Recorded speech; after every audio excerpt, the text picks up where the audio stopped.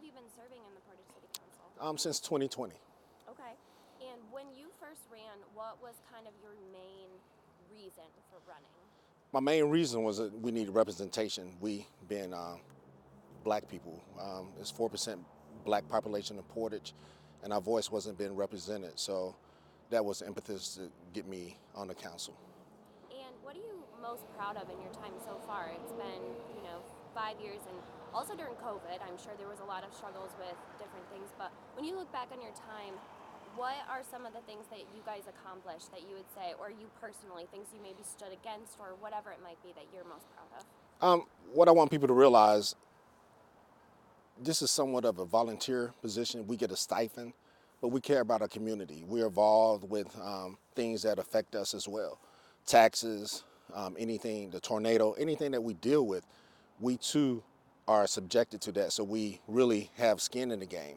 So I'm proud of everything that we do because we really think about the community first. And it's not what does Vic want, but what's best for the population.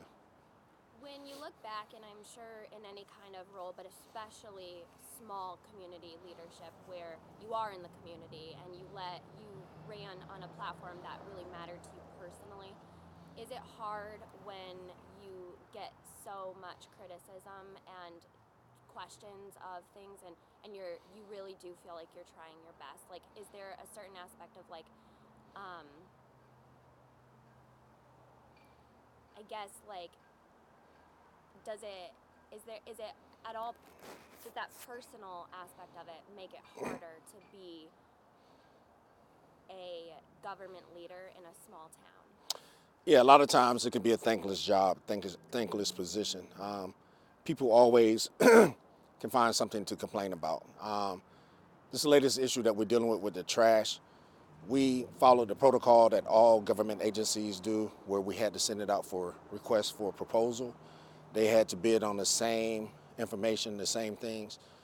The one who lost, instead of looking internal, like what could we do differently, they decided to cause a lot of create a lot of chaos by saying that we were trying to take their voice away or the citizens' voice away.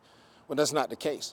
And my point to them was, had you gotten this contract, would you not have taken voices away from people who might not have wanted you? And then in the other jurisdictions where they are the sole source, we didn't see this type of vitriol where they sent out mailers and try to get people riled up for stuff. Everybody who put in an RFP for our trash, at one point they had single source or they were the single hauler in a lot of communities. And some of them still are. So to take it to this level is just beyond me.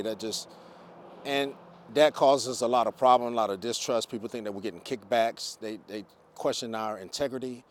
Where me, I got to change trash services too.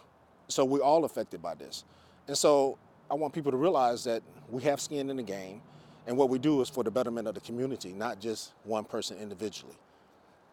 When the other people who are running have created this platform of trying to do a sweep to get everybody who's incumbent out and to kind of run on this platform of we're going to hear you and we're going to listen and be your voice, do you feel like, what would be your response to what they're saying as far as the fact that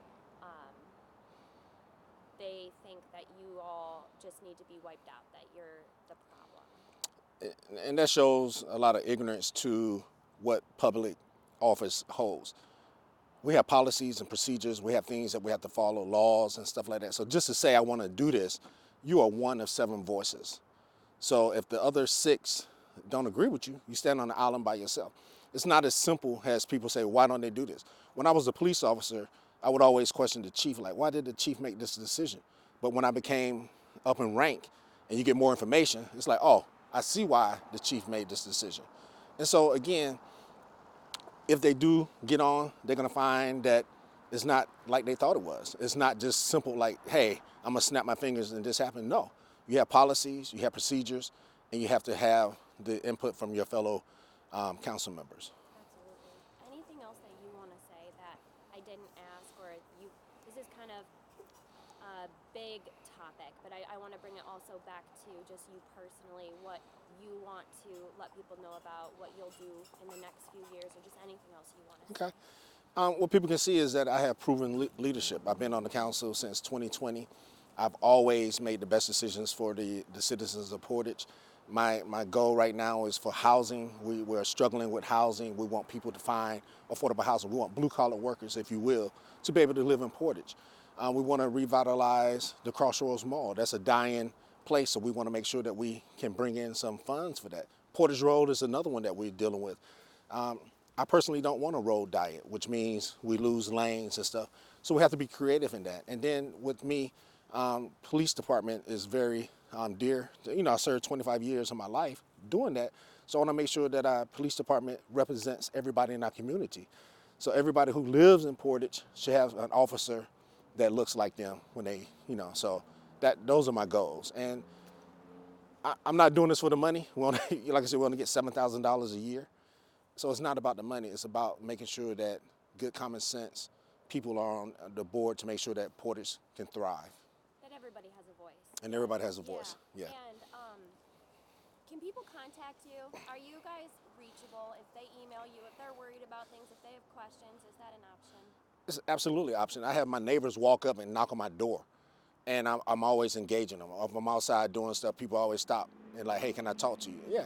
But our information is in the Portager, our email, our phone number, is all there. We're reachable, And again, we have to publish all our addresses and our phone numbers where most people don't. So a lot of people don't know that as well. So that's why we always give back. Yeah, absolutely. Thank you so much, All right, Victor. thank you. It was a pleasure to meet you. Appreciate you.